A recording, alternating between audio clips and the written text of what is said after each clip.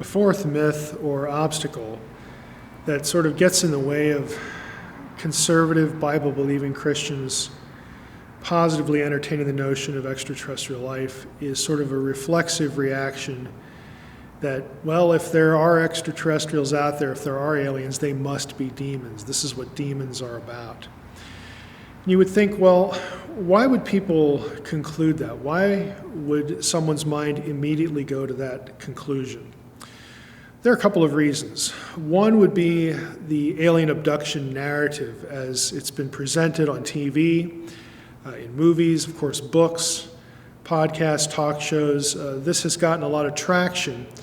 And if these things, these events, which are quite sinister, involve aliens, then it's very normal for people to process the alleged alien as really being a demon. Now, again, the abduction narrative experience is quite dark. There's a lot of sexual violence, really what we could call rape, people being sexually violated against their will. It's evil, it's abusive. Other things are done to abductees, again, that harm them, either psychologically or physically. So it's very similar, again, to any other kind of abuse that you would sort of think of. And since it's very easy theologically to parse that as something satanic or demonic, this is where a lot of people go. But again, the assumption is that these things that are being reported are physically, literally happening to people, and they are extraterrestrials or aliens. So, if that's what people think is happening to them, and we think those are aliens, well, they're really, the only reasonable conclusion we can draw is that they're actually demons. Now, there has been a lot of serious research that goes into this, again, what this phenomenon is. Back in the early 90s, for instance, there was a conference on alien abduction, believe it or not, at MIT in 1992. Those papers were published in a very thick book, and one of them actually details the alien abduction narrative account, what happens to an abductee, with satanic ritual abuse. And if you read that paper, it's not 3 or 4 points of correlation. It's 15 or 20. And so when someone gets exposed to that kind of research, again, the conclusion is very easy to draw. If they would read books by Carla Turner or the Betty Andreasson case, a series of books written by Ray Fowler, it's very easy to read through that material and think, this is demonic possession. This is poltergeist activity. This is something that has a very dark, demonic, spiritual nature to it. And if that is sort of your filter for processing the larger question of could there be extraterrestrials, it's very understandable that Christians would oppose the idea or would be very hostile to it. What I've been suggesting is that we don't really need to parse the question that way. There is something happening to these people. It might be psychological, it might be a sleep phenomenon, or it might be demonization. But let's just say that it is physical and it is a demonization. That doesn't prove that that entity is an extraterrestrial or ought to be understood as an extraterrestrial. It really actually has nothing to do with extraterrestrials at all. It's just this is sort of the garb that this experience, this phenomenon, gets draped in. And so there's this, again, conflation of two different ideas. The larger intellectual question, which has a long history, could there be other worlds and other life forms on those worlds, as opposed to the sinister things that are happening to people in this particular experience. But again, if you conflate those two things, it's very easy to see why people would react negatively to it.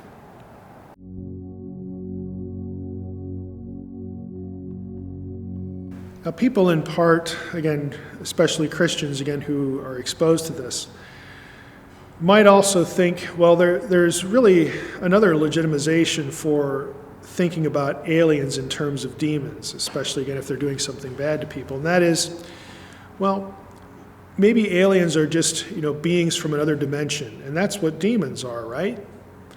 Well, we're actually not told that in Scripture.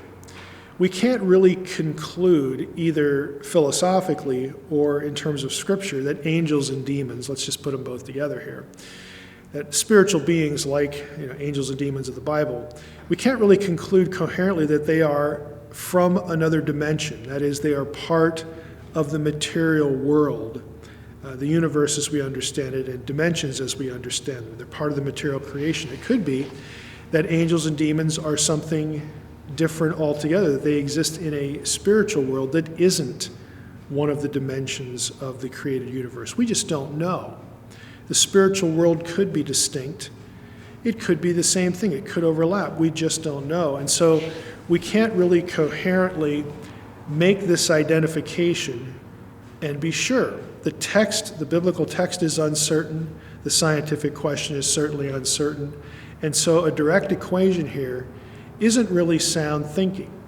We also have to consider the fact that biblical writers, what they produce can't be taken as sort of scientific statements. They don't know about other dimensions. They don't know about Einstein's theory of relativity.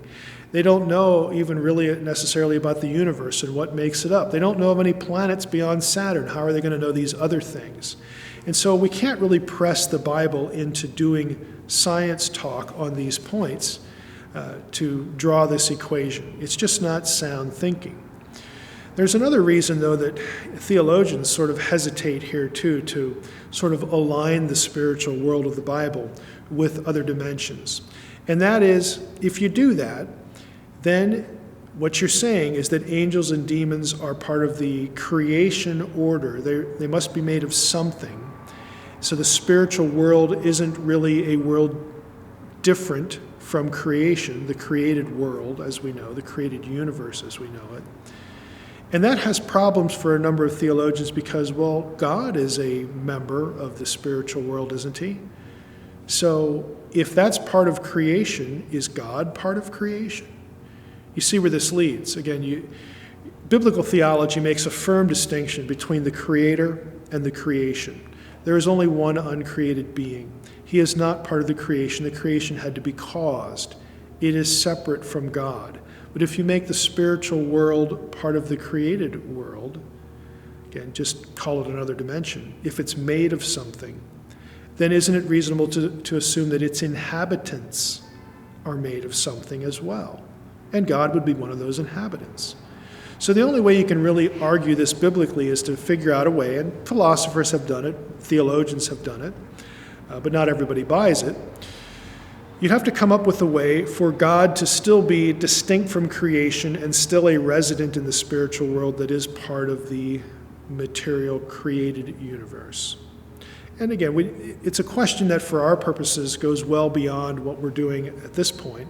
I only mention it to draw attention to the fact that it's really not a slam dunk to think that we can think of angels and demons as part of another dimension and then think of aliens as part of another dimension, and then sort of equate all those things together like we're talking about the same thing, just with different terms. We don't know any of that, and it could very well be very unsound thinking. So we need to take that back again to the question.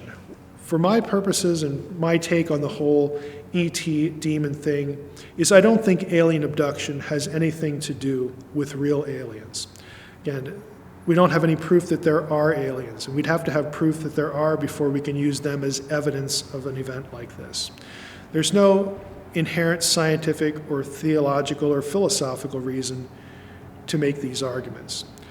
Alien abduction actually can be explained through things like sleep paralysis, other psychological conditioning, screen memories that are given to people on purpose. I would draw people's attention to the work of Leah Haley, who's a very famous, very noteworthy alien abduction researcher based upon her own experiences, at least in the beginning.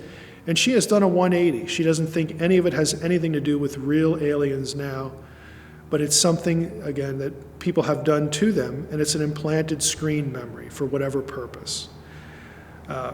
There is a percentage, I would say, though, after all of that, after the natural explanations, after, again, what Leah Haley's talking about, I do leave the door open for demonization in some episodes. But by definition, if there are demons, we don't have to think of those demons as residents of another planet in our solar system or some other solar system. Again, that isn't what a demon is. A demon doesn't have a biological form. It's not a biological life form. It doesn't have to reproduce its species. It doesn't have to take nutrition and hydration. This is what an alien would have to be. It would have to be a biological entity from somewhere else. That is not what the Bible describes as a demon. So we can't look at it that way. And we also can't, again, make this one-to-one equation about dimensions. So I would think some of these episodes are examples of demonization, but demons are not aliens, and aliens are not demons, or at least they don't have to be. So the question can be separated into those two categories. And that's the way the church has historically handled this. Again, in the past, this has been a positive thing. It's been a question that's a good question, one that deserves attention. But in our day, it sort of gets conflated with all this other stuff, especially the sinister material that we've been talking about.